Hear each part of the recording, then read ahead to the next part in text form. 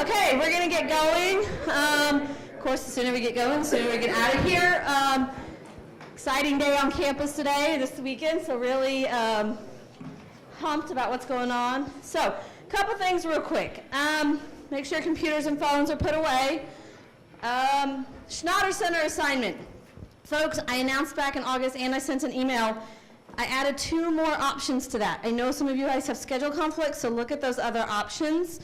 And please, please, please do not email a faculty member last minute with concerns, or I forgot to do an assignment, or I didn't do that, or I didn't know it was that date. Many of you probably who emailed me got my bounce back that I was out of the office. And in the spirit of full disclosure, I had a kid with surgery who had surgery this week. So I was not checking email real regularly. I was in the office for a few hours yesterday. I kind of try to get back to people. But please understand, don't wait until the night before or the day of a lecture or an assignment or questions about class to email your professor. This is why you need to be looking at things at least a week in advance. So think about it in that regard so that you are not caught off guard or not getting a response because people have family things that come up. They could be ill, they could be traveling. I go out of the country. Sometimes I can't, I'm in countries where I can't access email. So just be aware of that as you're kind of going through with things. Thrivals. I've gotten a lot of emails from people saying they want to do Thrive, they're interested in Thrivals, but no confirmations. You must confirm with me you're going to do it because I have to secure the books. You must read the books. So make sure when you say, yes, I'm going to do this, make sure you understand you are committing to reading both of those books by September 26th because that is a big part of how that day functions. So if you do not have time to read the 2 books between now and then, don't agree to do the event because you're taking a ticket from somebody who is committed to doing that. If you have not completed your alcohol EDU in Haven, if you wait until Monday to complete it, you will not be eligible for registration in November. The 17th is the last day that you can finish your alcohol EDU in Haven and still be eligible to register during your priority registration window. That doesn't matter. If you're an athlete, if you're honors, if you're a first-year student, whoever you are, you cannot register until you finish your alcohol EDU and Haven. Those were emailed to you this summer. You have to have a 45-day lag between part 1 and part 2. It is not a requirement for this class, but I'm trying to make sure because I will tell you at least a third of the people in the entire first-year class will run to the advising office the day they're supposed to register and say, I can't register, and it's because they're going to have an alcohol EDU Haven hold. And we can't lift those. And those can't be lifted until you register. So, yeah, question? Is that the first part of alcohol EDU? You have to get the first part finished, and then so some of you I know have already done it because you've emailed me, you've completed it. That day you complete it, you will get the second part 45 days later, and you have to complete both parts before you can register. Yes? Do we need to email you letting you know? No, I don't have to know that. That does not relate to me at all. It is not required for this class. Some of you have just done that because you weren't sure, so no worries. It is not a completion grade for this class, but if you want to register and keep your forward trajectory in your classes next semester, you need to get it done because there's nothing more stressful than not being able to get into classes. So make sure you are staying on top of that. Now, one more announcement.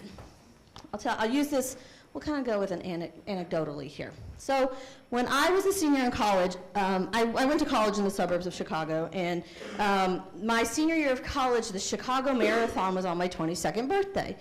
So I decided about 2 months out that I needed a goal, and I decided I was going to run the Chicago. I've been a runner in college. I had stopped, and so I wanted another goal. So I decided I was going to run the Chicago Marathon for my 22nd birthday, my senior year of college. Now, one of the things that when you run a marathon, you're going the distance. You don't want to sprint. You really have got to pace yourself. You've got to have your energy. You've got to make it last for a long time because you get there a couple hours before. You're running. I ran them in about 4 hours. Then you've got time afterwards when you're trying, especially when it's big as Chicago, you've got to kind of get around the crowd, get out of there, that kind of thing. In that time, you also have to eat. You have to learn to eat while you're running. You have to eat because you've got to keep your nutrition up. And you have to stay hydrated. It's very imperative you stay hydrated. Now, things you don't want to do when you run a marathon is you don't want to throw up, you don't want to get sick, you don't want to end up in medical care, okay? So, take that analogy and think about your weekend this weekend. You want to pace yourself. You want to stay hydrated. You need to eat. You don't want to end up in medical care. You don't want to throw up. And I don't want to see your name on the news Saturday night or Sunday morning because of something you did. Let's not be memorable for those reasons in college. Guys, this is exciting. This is fun. This is really cool stuff going on today and tomorrow at U of L. I absolutely 100% encourage every single one of you to get down there by 3 o'clock and be there at 4 a.m. tomorrow. I absolutely think every blessed one of you should do this. This is fun. But you've got to take the marathon approach to the day, or you will not make it to that 8:12 kickoff, okay? Disco naps won't get you through it either, I assure you on that. I promise. So, take the day, pace yourself, remember to hydrate, remember to eat, remember we are nice to the police officers around town. We're nice to them. And campus police. We don't use derogatory terms. The goal is not to puke, and the goal is not to end up in medical care, okay? You're laughing, but the problem is this will happen, and you will be sitting there going, oh, Diane, those were my cute shoes. You know, it just happens. We've all been to college, so, you know. All right, so today, and even more so, you don't want to end up in social media or in the news and have your name blasted negatively across the press, because it will impact you down the road when you're networking, which ties in very nicely to our presentation today, with is Dr. Kristen Lucas, who works with our BizCom department, and we'll be talking to you about the value of networking and things like that as you go forth in your business career starting now. So, thank you. All right. Is this working? Can you hear me well? Okay, wonderful. All right, if you guys will pay attention, please, and stop the side conversations. Thank you. All right, so I'm kind of old, so my goal is the half marathon. I'm hoping to get there by about maybe 3 p.m. and pace myself so I can finish strong at midnight. When you're old, that's a good goal. How many people are planning to be there at 4 a.m.? Good job. All right, go to bed early, hydrate well. I think it's really exciting. This is going to be my third college game day. I used to be at University of Nebraska, and so Nebraska had only one. And just a little random side story. I remember I was leaving Nebraska to come here, and I'd always been more of a football person than basketball. I know you're not really allowed to say that in Kentucky. And I was really worried that I was going to miss Nebraska football. And who knew that Louisville football was going to be better than Nebraska football? Like, nobody would have guessed that 15 years ago. All right, so today what I want to do is talk to you about building your professional social network. You're all probably experts at building your social network. So we're going to do a little bit of a spin on that today. And we're going to cover some social network basis, give you some strategies for how to build that in a really goal-oriented way, and I'm going to end with some network warnings for you. So we all know what social networks are, right? Facebook, LinkedIn. How many people on Facebook?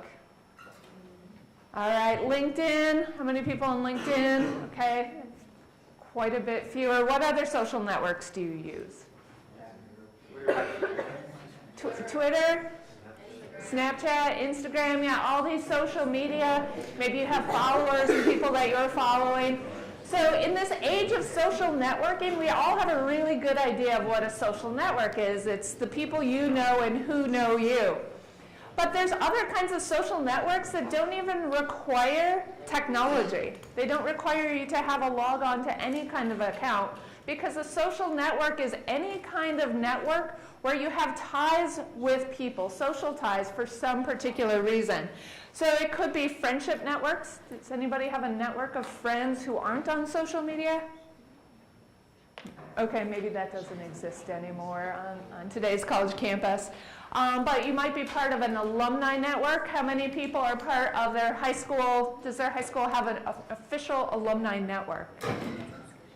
All right, so some of you have an official alumni club, but every single one of you, if you graduated from a high school, is part of a alumni network. So I'm a part of the alumni network from this little tiny high school called Westwood High School. We don't have an official club, but every year around Christmas time, we all get together at the same bar and eat pizza and drink beer together. It's part of that network. You're also going to have networks with coworkers. So you've probably heard the old adage, it's not who you know. Oh, sorry. It's not what you know, it's who you know. And who you know, who that person knows, who those people know. So let me give you a story about how this works. So there's this woman who I meet a couple years ago, and her name is Mackenzie. And Mackenzie is a really interesting person with a very particular career path.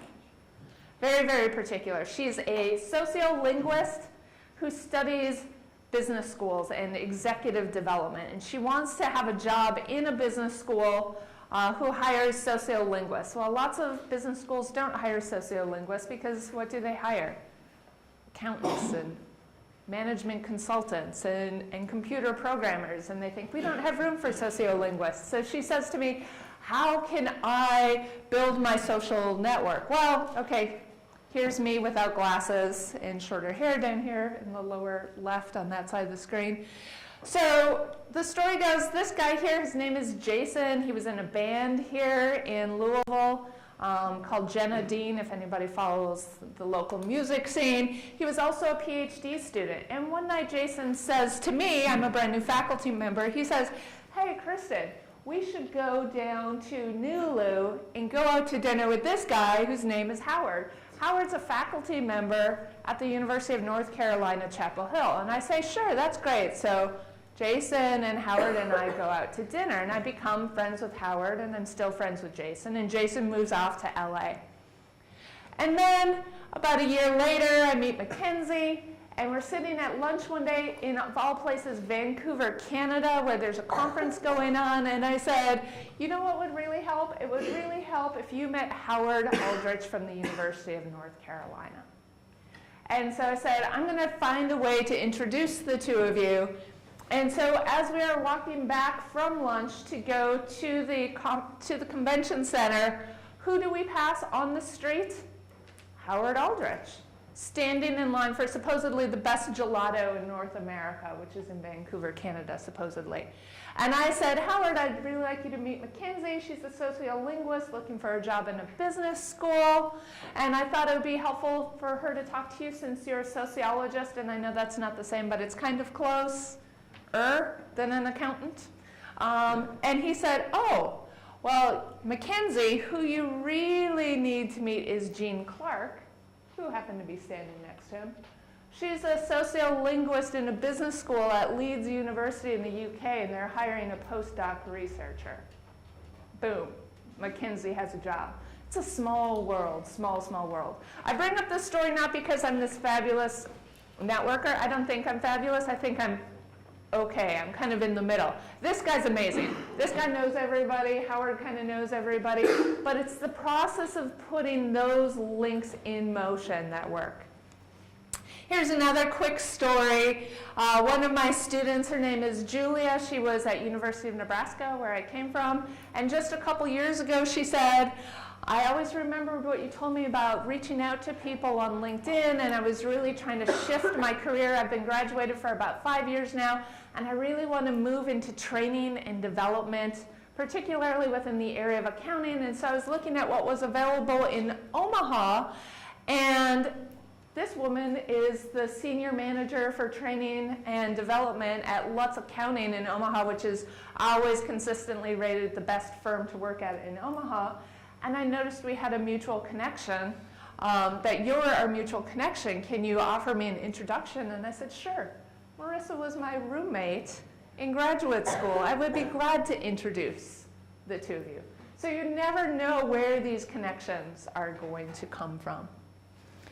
And the important thing about these connections is that they're not just good for getting you a job, they're also good for making your job better.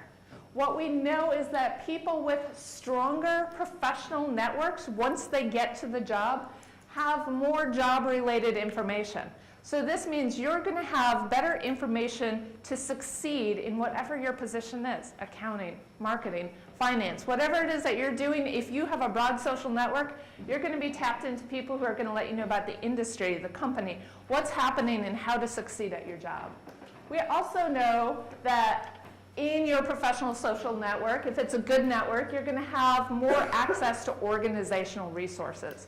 So these are the people who are going to let you know from the most minimal things of, oh, you're out of copy paper? Well, I'll show you where the secret stash of copy paper is, to more significant things. So one of the things that I do is I usually make friends, not necessarily intentionally for this reason, actually not intentionally for this reason, but I find IT people to be interesting, so I spend time talking to them. And wouldn't you know, when your computer breaks down, when you're friends with somebody in IT and can call them up and you're on a first-name basis, you're going to get your computer fixed faster. Or you're going to get the new demo of the newest, fastest computer. Or they're going to say, yeah, we have an extra monitor. Do you want a second monitor for your office? So you're going to get access to more organizational resources. You're going to get better career advice and sponsorship. So you're going to have more people to ask, what should my next step be? Is this a good job for me? Is this the pathway to promotion I should be seeking? Do I get an MBA or not? So these people are going to be able to give you better advice. They're also going to be able to step forward and say, hey, I've got somebody lined up who I think would be great for this next opening. And of course, it gives you better social connections. So it's going to give you more people to go out with for happy hour. It's going to give you more people who are going to say, hey, why don't you join our company bowling team or softball team or cornhole league or whatever it is that they do at your company. So what we know is that these people who, first of all, have a better social network so they get better jobs, and then they have a better social network and so they get more of these goods and information and resources when they get to jobs. We also know that ultimately those social networks become a key predictor of your success. So in your career, if you have a better social network, you are going to get more raises over the course of your career. You're going to get more promotions, and you're actually going to be happier with your job. Now, doesn't that sound delightful? Who doesn't want more money, more promotions, and power, and more satisfaction? And one of the key things here is it says is that weak ties are better predictors of social network success than strong ties. Do you have anybody have a guess at what a weak tie or a strong tie is in a social network? Yes. Yeah, so how close your relationship is. So there's going to be some people that in your workplace that you're going to have really strong connections with. Like my roommate, Marissa, is somebody I have a strong connection with, so I can talk to her about multiple things. And then there's some people I have weak ties with. They're the people that I'm friendly with. I say hello, we chit-chat a little bit. That's a little bit of a weaker tie. The more weak ties you have, the better your network. So in this case, yes, it's important to have a couple strong ties in your network. You don't want it to be all superficial. But if you only have 2 or 3 strong ties and you have no weak ties, it's not as effective as if you have a network of weak ties. Because remember, it's that weak tie network, and it's who you know and who they know. It's going to connect more dots. It's going to give you a broader connection across the organization. So knowing that this is going to help you get a better job and faster, and knowing that it's going to make you more successful and more happy when you get to your career, how do you build your network? Well, the first thing that you need to do is take inventory. So this is where I want you to take out a notebook or your computer or your phone or however it is that you capture notes. And I want you to think about who is in your social network right now. And I'm not talking social network, I'm talking professional social network. Who are the people you know who are some sort of tie that is going to give you some sort of access or information or resources towards your ultimate desired career?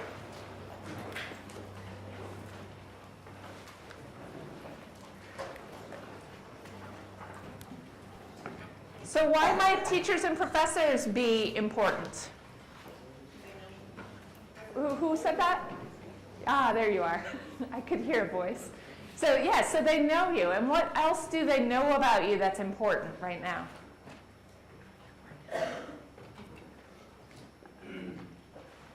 What can they do? What can teachers and professors do right now that's really important for your professional career? Yeah, letters of recommendation, because they know what kind of work ethic you have, they know how smart you are, they know how much you know the knowledge of the courses that you're taking. So teachers and professors are really important. What about supervisors? How many people have a job or have had a job? A lot of you. So most of you have supervisors? You know, maybe some of you are your own boss, so you're your own supervisor. But what can supervisors, why are they important right now? Yes? Letters of recommendation. Yeah, again, letters of recommendation, right? Because, again, they know your work ethic. They know that you're reliable and you show up and you're trustworthy. They can attest to your experience. They might also provide mentorship. They might be able to say, you know, right now you're an intern and we have you running and getting us coffee and copies, but if you want to take the next step, here's what you need to do, or here's the kind of degree to get. Ooh, I am skipping ahead. Why are family friends important? These are like your mom and dad's friends. Maybe it's your Uncle George. Maybe it's your neighbor who lives next to you. Why might family friends be important? Because they're in the field, and like you don't know like who they know, and they all have connections that are Yeah, absolutely. You know, in a lot of ways, these are the people into that network, into that space of whatever it is, big data analytics, banking, healthcare administration, whatever your desired target career field is. These are the people who are working there right now. And so they have that information, and what do they know about you?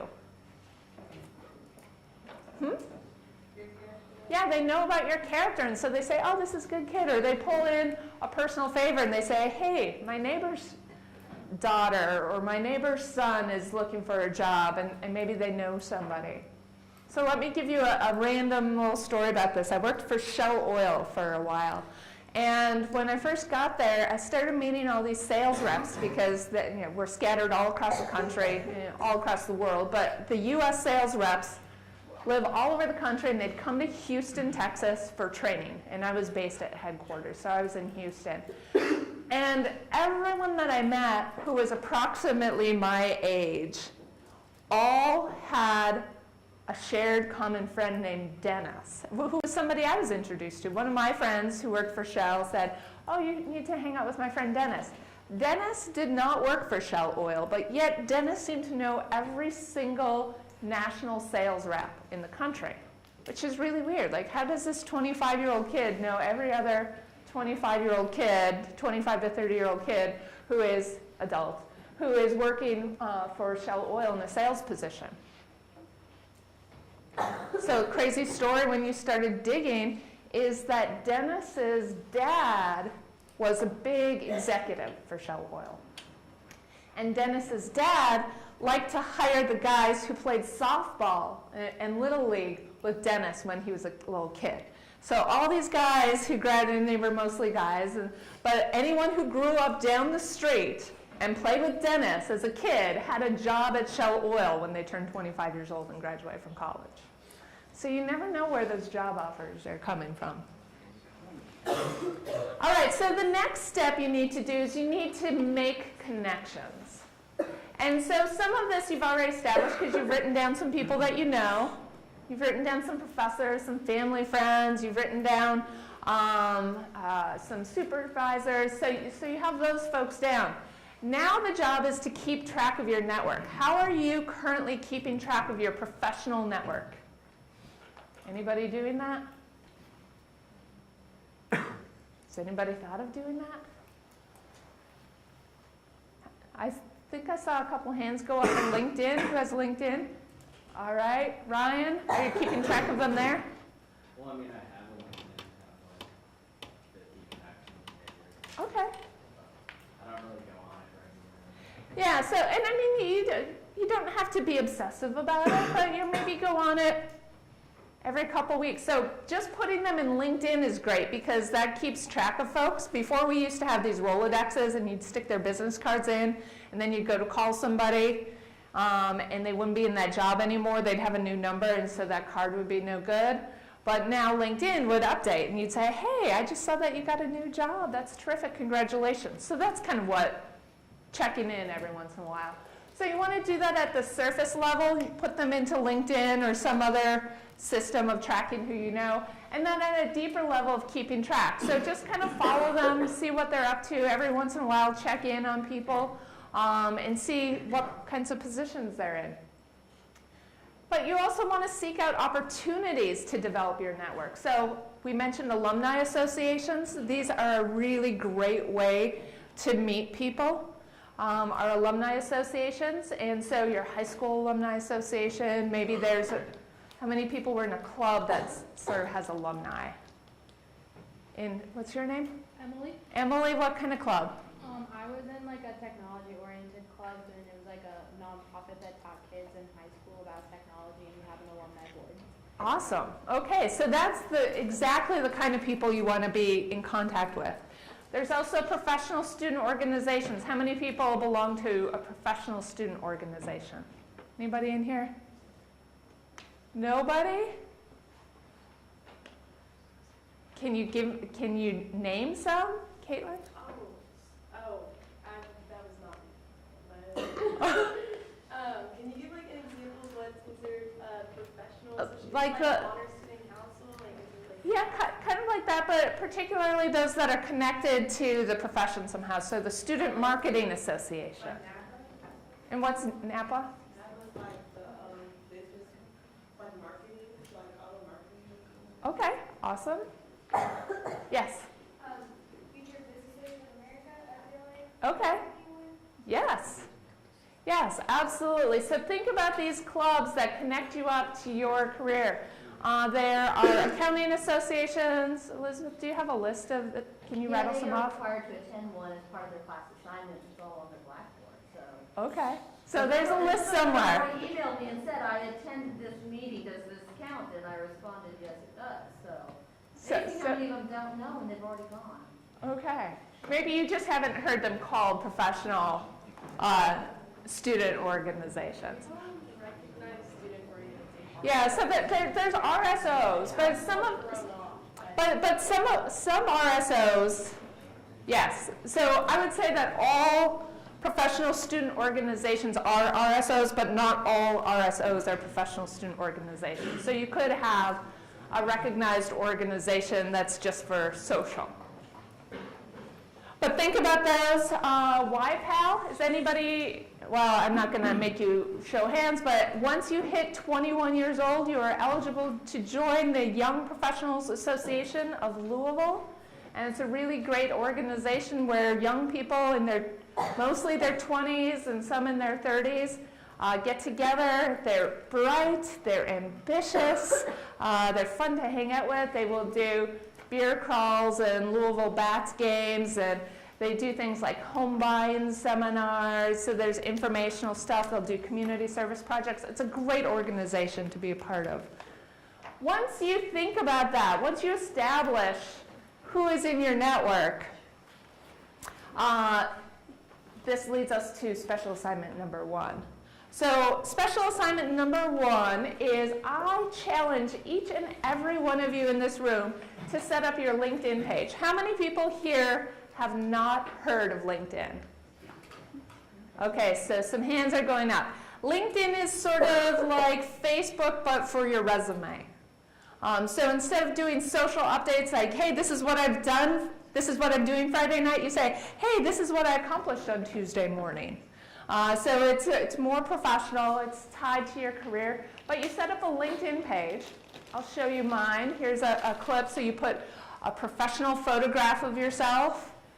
You can list your job title, or you could say College of Business student, or marketing major, or future graduate of the University of Louisville College of Business, whatever you want to put up there. You can list a summary of your experience. You can also do skills You can ask people for endorsements. They can endorse that you have a certain skill set, those kinds of things. And then people can connect with you. Much like you get friends on Facebook, you can get connections here. And it's a great way to keep track of what people are doing professionally. So I want you to set up a LinkedIn page. How long does it take? Ryan, you said you had one. Who else has one? Emily and Garrett. So how long did it take you to set that up? About 10 minutes. Okay, about 10 minutes. So here's your 10-minute assignment. Set up your LinkedIn page, and then send at least 5 connection requests to professionals in your existing network. And that's that list of people that you have written down right now. Teachers and professors here in the College of Business. Maybe your parents have a LinkedIn page. Family, friends. So think about who you want to send those connections to. And then ask for either one reference or one endorsement by the end of the semester. And I'm going to give you a hint. I'm a professor. I teach maybe 100 students a semester, 75 students. It depends on how you count them, but I can see a lot of faces in the semester. I'm going to remember you a lot better at the end of the semester than I'm going to remember you 2 years later. So if you ask me at the end of the semester, can you write me a reference? I'm going to write you a really glowing, personalized, well, assuming that you're a good student, I'm going to write you a glowing, but definitely a personalized, positive reference for you that you can put on your LinkedIn page. But you might also ask for endorsements. Maybe you want to get a reputation because maybe you know a special computer programming skill. Or maybe you know how to use Python, which is a data analysis tool. And you want people to recognize you for that. Maybe you can start asking people who know about that to start endorsing you for Python. And then you get those endorsements. So LinkedIn page, 5 requests, 1 endorsement or reference. But here's the warning. You have to be careful of cyber vetting. Cyber vetting is the practice that businesses use to figure out who they want to hire by looking at their social media profiles.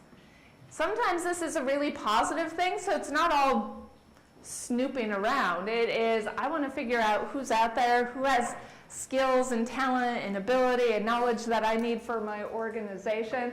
And so they're going to look you up and say, oh my goodness, look at Hunter, he has all these great skills, and he has a great GPA, and he has some leadership ability. This is somebody that I'm going to contact, and I want to offer him a job. In fact, one of my friends here at University of Louisville, she was a little bit older, in a more of an experienced position. She got a 6-figure job offer off of LinkedIn. So she now works at a very large corporation doing consulting for them for over $100,000 a year. And that was an offer that came through LinkedIn because somebody had found her online. But when they can find you online, that means that they can find you online. And so if you have an online handle, an email address, or a Twitter account name, or something that has anything in it that has the word sexy, and I've seen people apply to jobs, professional jobs, with sexy something in it, indications of partying too crazy, doing drugs, anything like that is something that can get you immediately taken off of consideration. Think about the Facebook stories that are popping up, so it's not just what you're saying, but it's what other people are saying that you're getting tagged in.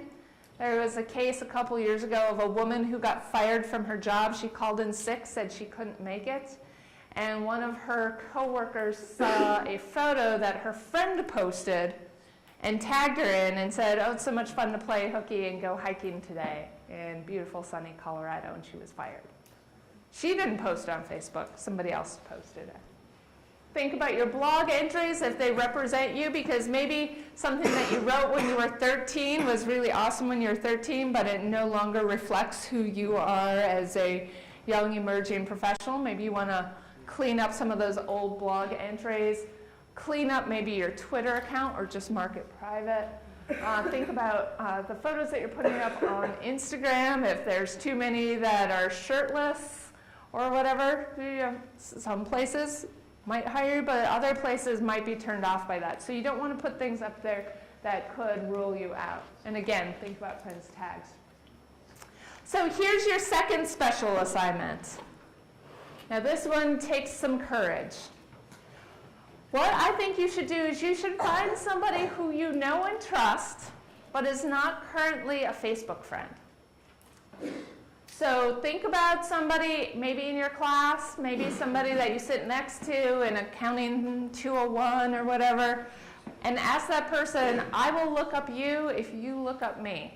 And have that person Google you and tell you what they found. This is really scary, really, really scary thing, because sometimes stuff shows up that you don't want to show up. And sometimes there's stuff that shows up that isn't about you, but it looks like it could be about you, and you need to know about that too. So you could have a name. Does anybody know if they have a name that's common to somebody who's done something bad? I'll volunteer. You do? Brian Williams. Oh, okay. So they confuse you with the newscaster? Okay. Yeah, so there's that. So there's a woman whose name is Kristen Lucas. It's spelled identical to mine.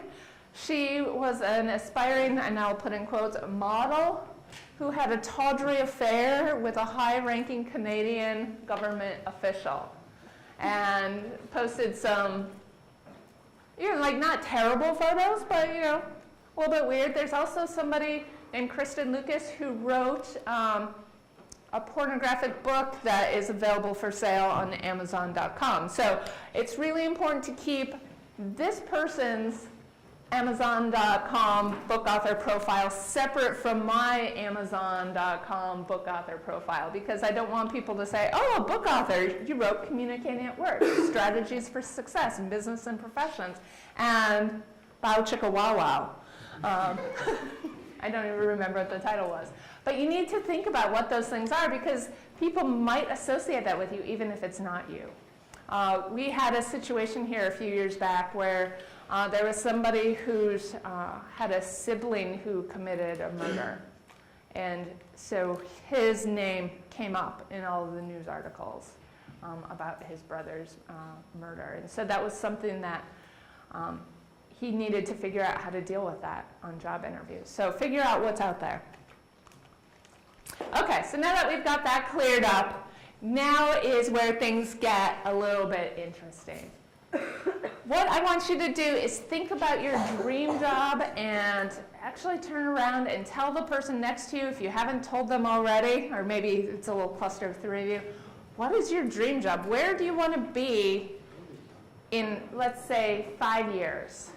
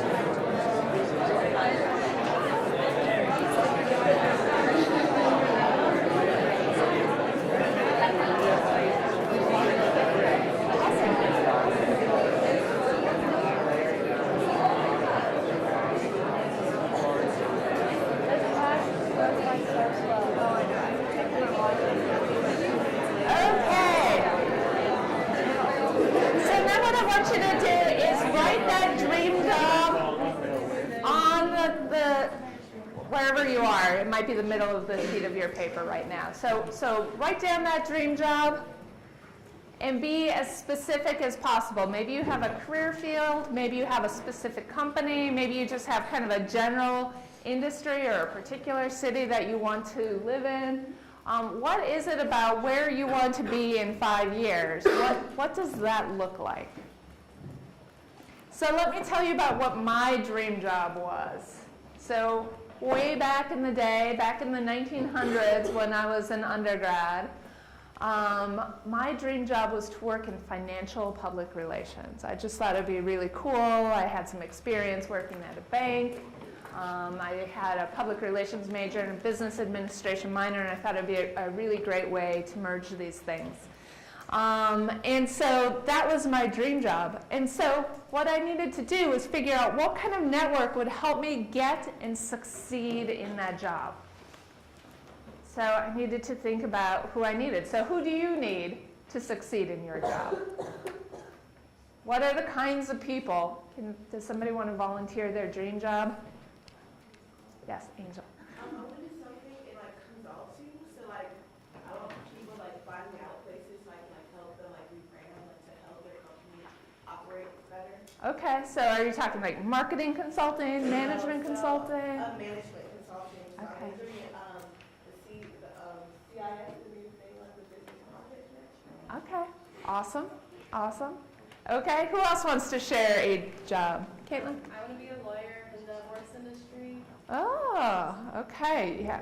And let me just say, the horse industry is a very tight social network. You probably know that already. Yes. So yeah, that's the tighter the network, the more important it is to plant yourself in the middle of it. Okay, who else wants to share one? How about somewhere in the back? Yes. Hospital CEO. Oh, a hospital CEO. Probably not in 5 years, maybe a little bit further down the road. But yes, I like the dream big. So you need to think about, okay, what are the steps that are going to get me to that position? So what are the jobs that I'm going to need? What's that first entry-level position? What are the career opportunities I need to explore? And who's going to tap me into that network? And so I knew, because I wanted to work in financial PR, of course I needed to talk to people who were doing financial PR. But I also knew that I needed to move out of my really, really tiny hometown. So I lived in a town of 7,000. I went to school in the biggest city in the region, which had a whopping 25,000 people. That counted everybody at the university, and there just weren't jobs up there. So I knew I was going to have to create a social network in another city where I had never lived. So I needed a new network in a new city. I needed some sort of career type sponsorship. So you need folks who work in the industry. You need people who can attest to your ability for you to succeed in those kinds of positions. So think about who you want, and like I want you to be writing this down. So how can your current network help you get there? So who on that top list is going to help you connect to the people that you need to know? Is that question clear? So is there somebody on that top list of people that you wrote down? These are the people who are in my current network. And what I need to do is I need to meet hospital administrators. I need to meet people working in consulting. I need to meet people working in the right kinds of law firms that do equine law. Or maybe it's not a firm. Maybe it's, I don't know. I don't know what that industry looks like. It's very, very special, but you need to know people in the horse business, right? So you need to know trainers, right? You definitely need to know Terry Birch. I'm assuming you already know her. Yeah, so think about who you know, and think about, and this is a great example. So Terry Birch probably knows a bunch of people that you need to know. So that's the resource that you leverage to get to that. And so sometimes you have specific names. I have this person who can introduce me to all these people who live in Louisville.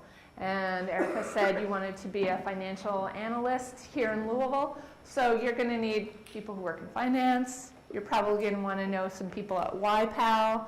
You might need to know some people at GLI, Greater Louisville Incorporated, which is our Chamber of Commerce here in the city. So you need to be thinking about who are those people that I need to know and who on my list gets me there. And then you need to figure out what steps need to be taken to figure out how to meet who you need to meet to get you to that job. So here is special assignment number 3, Operation Dream Job. So again, I told you my desire was to work in financial public relations. I knew I was going to have to move to a new city where I didn't currently live. And so I needed to figure out, how do I get there? How do I meet these people? So I identified my target connections. I thought, okay, Chicago and Detroit. These are the two cities that I'm going to target. I grew up in the Upper Peninsula of Michigan, so one was about 6 hours away and one was 8 hours away. And then I'm like, okay, so how am I going to put out feelers? How am I going to reach out to people who I do not know to help them, to ask them to help me get a job? It's kind of self-serving, right? How do I get them to do this? So I thought about who I knew. And who I knew, I was working as an intern, kind of a work-study student in the office for the Vice President of University Relations. And he was a member of PRSA, which is the Public Relations Society of America. And I was part of the Professional Student Club, the Public Relations Student Society of America. And so he was our chapter advisor, and I said, Matt, can I use your directory? Because remember, I went to college in the 1900s, and so everything was still in paper. There's no such thing. Well, they invented the World Wide Web when I was in college. So I opened up the paper phone book of people, and I went to the financial section, and I read down until I found people in Chicago, and I found people in Detroit. And then I called them up, and I said, hi, you don't know me, but my name is Kristen Lucas. And I'm a student at Northern Michigan University and president of the Public Relations Student Society of America. I'm really interested in a career in financial public relations, and I'm going to be in Chicago on June 3rd. I totally made that up. I wasn't going to be in Chicago on June 3rd.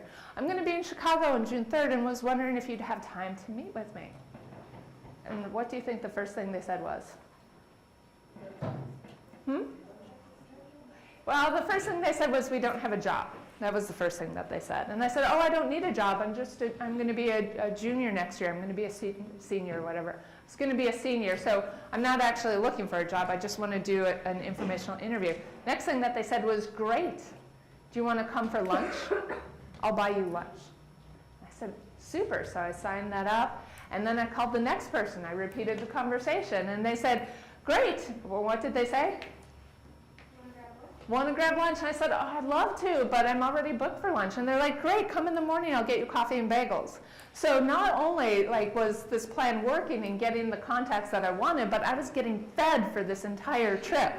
I had coffee and bagels every morning, I had lunch every afternoon. I didn't have anybody who invited me to dinner, but that was pretty good. I considered it a success. And so I booked about 3 days in Chicago with 2 to 3 interviews a day. And I repeated the process, and I booked 2 to 3 days of interviews in Detroit. And I went to each of these places, and I got a crummy hotel, and I took the train into the city in Chicago and drove in Detroit. And I set up informational interviews, and I asked them all the questions that I was dying to know that would be so impolite to ask if they were interviewing me. So, how much do people get paid? Well, how much do they get paid 5 years out? Do you have any tuition reimbursement? What skills are you looking for? On and on. What does a typical day look like? What are their responsibilities? How long does it take them to get promoted? And then at the end, I pulled out my portfolio and said, this is my current portfolio. I'm going back for 1 more year of school. What do I need to put in this to be a viable candidate for a position in your organization when I graduate? And they all told me. They gave me all the answers. It was amazing. I got all this insider information, so I knew how to bargain. I knew what the going rate was for salaries. I didn't have to guess. And let me just tell you that what ended up happening is I got a note back. I wrote hand thank you notes to everybody afterwards. Thank you so much. I learned a lot, la, la, la. And one of the companies contacted me back and said, we have a position for you when you graduate. Just give us a call. We would love to hire you. Now, the position seemed like a little bit disappointing because it was an administrative assistant position, and I didn't really want to be an administrative assistant. But in my informational interview, they explained to me what that actually meant. What that meant was I would be an administrative assistant, and I'd be put with a senior account executive. I'd work on all these financial public relations stuff at this company called Financial Relations Board, the largest financial PR firm in the world. And what they would do is they would pay for me to get my MBA at any Chicago school that I wanted. And then when I finished my MBA, which would take me 2 or 3 years, I'd have 2 or 3 years of work experience. I'd have my MBA in hand. And at that point, I'd be promoted from administrative assistant to account executive. The starting salary for the the administrative assistant was about $35,000. By the time I got promoted and got my MBA paid for, that salary was about $70,000. And those are pretty good numbers. But let me just say, in 1993, those are even better numbers, because the going rate for somebody getting a job in public relations, the average annual salary for a public relations practitioner in 1993 was $13,000 a year. So all of a sudden that $35,000 sounds really, really good. But this is what's available to happen. And we have somebody who agreed to give us a little endorsement. Katie? Oh, yeah. So- Last spring, I was procrastinating on doing CIS homework. And I've always wanted to do advertising, and my freshman year, they told me that that's one of the most competitive fields you can go into. So I look at Scopecchio's website, and they do like KFC and GE, they do all their advertising. And here in Louisville, and I want to stay in Louisville. So I look at their website, and there's the HR email, which was the one I was looking for, and there's also the president's email. And so I decided just to reach out to the president and ask if I could talk to her, and I was going abroad that summer, so I couldn't get an internship. I wasn't going to ask for a job, but I just asked for like an information session. And since then, she met with me, and I got a $10,000 scholarship from the company, and then I've also been offered an internship next semester, just from reaching out with one email, procrastinating homework. Yay. She's Good for also you. listened to this presentation now 4 times. So in terms of this stuff actually is legitimate and sinks in and means something, you can take and run with it now. Yeah, one of my students did this at Purdue University. This is a whole bunch of years ago. And she said, I told her, I said, you need to get out. You need to make these contacts, do these informational interviews. And she said, my dream job is to do anything that would allow me to live in Salt Lake City, Utah, because that's where my boyfriend lives. And that's a totally legit career goal, is to say, I want to live in this particular city. And she said, and ideally, marketing, maybe sports, entertainment, something like that. And so she told her boyfriend what I told her to say, which was reach out, let people know that you're networking, let people know that you want to talk. And so she was going to his place for spring break. And she said, I'm going to go for spring break. She said, and I found some people on the internet, because the internet, the World Wide Web had since then been invented, so she Googled it. And she found a couple places, and she called them, and she said, you wouldn't believe it. They said, do you want to go to lunch?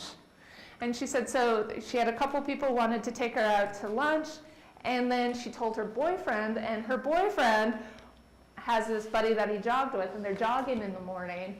And he said, yeah, my girlfriend's coming next week, and I know this is really ridiculous, but I'm supposed to tell her, or tell everybody I know that she's coming and that she's looking to do informational interviews for people who work in marketing. And the buddy says, well, what kind of marketing? So, well, I don't know, maybe sports or entertainment. Oh, well, my aunt is in charge of, this is years ago, she does the head of marketing for Utah Jazz. She's on the Olympics committee, blah, blah, blah, blah, blah. Would she want to meet with my aunt? It's like, yeah, she definitely wants to meet with your aunt.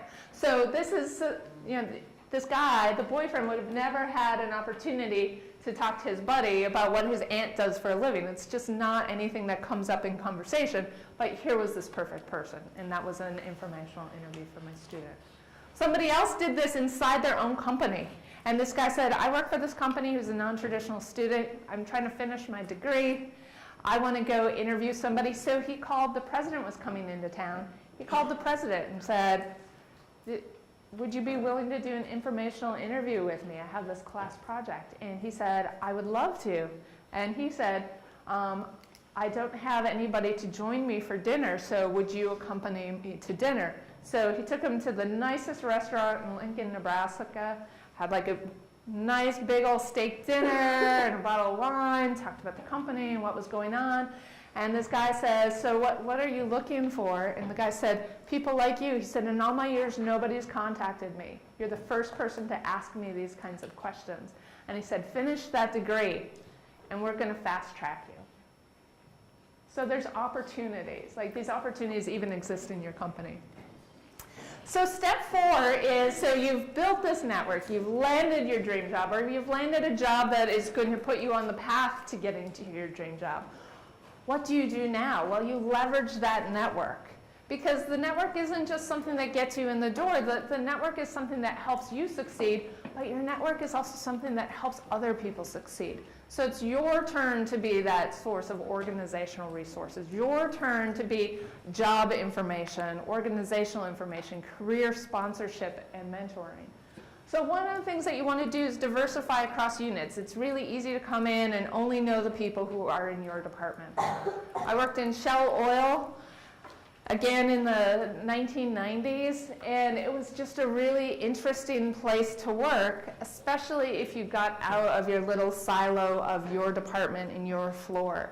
So I remember somebody telling me there's this new thing that just got invented. It really was new at the time. New thing that got invented. It's going to totally change how we do business. It's called GPS. We're like, what? They're like, it's satellites, and they coordinate where you are, and they can. It was like science fiction in 1990, whatever that was. And they said it's going to change how we do business as an oil company. But use what you learn. Take that information that you pick up from talking to IT or marketing or whoever it is that you're working with in your organization, and let other people in your company know. Bring up the information that you learn in meetings. Help brainstorm with folks. And then build instead of deplete your social capital. So if every time you reach out to somebody, it's because you're like, hey, I need something, you're going to burn up that social capital really quickly. But if you reach out and say, hey, there's this person I really think that you should meet. I was talking to them, and I think that the two of you would partner really well together. I think this person can really help you out. That's going to build your social network. And so also help other people build theirs. Remember, like, the more you diversify your network, and the more you help other people diversify their networks, that's how you get that strong network of weak ties. So this is a future assignment. This is not for today. This might be for 4 years from now or 3 years from now. I call it Operation Field Trip. So one of the things that people do, like I said, you get kind of bogged down in your silo. Maybe you're working in accounting and you only hang out in accounting, but there's all this other amazing stuff going on in your organization or in your city. Like, I just went on a tour of UPS Worldport. It was amazing. I learned all kinds of things of this organization right here in my backyard that I never knew happened. But set up your own field trip in your organization, because I guarantee you, well, maybe not guaranteed, 95% chance that in your entry-level job there are going to be days when you're bored. And you're going to think, oh, I'm doing this entry-level job. I wish there was something more exciting going on. Operation Field Trip is the way to fix this. So you call somebody in some strange, diverse unit, somebody that you're unlikely to connect with, and you ask that person, like, hey, can I come and learn about what you're doing? Go down, if you're in marketing, go down to IT and check out their servers and the technology and the stuff that they're working on. That's how I found out about GPS in the 1990s. Or if you're an IT person, call up marketing and say, I want to sit in on your meetings and see how you brainstorm this stuff. But expose yourself to different elements of the business. 1, it's going to be an interesting break from your routine. 2, it's going to expand your social network, and it's going to give you that broader network of weak ties.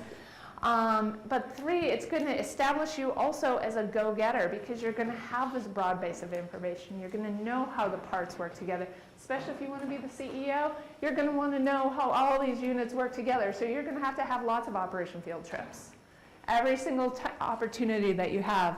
And then share that information with others. So when I was working at Shell Oil, one of my opportunities for a field trip was, instead of sitting in my office and writing code, which was one of my fun things that I got to do at Shell Oil, I had the opportunity to go onto a helicopter and fly out over the Gulf of Mexico to check out our pipeline operations.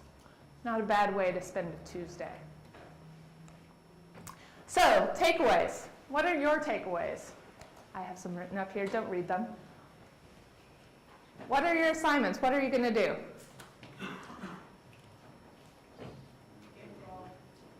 Who said get involved? All right, get involved. All right. What else? Go ahead, Melanie. Create a LinkedIn, expand your social network, and make road trips. Yes. So create that LinkedIn. So when you create the LinkedIn, how many?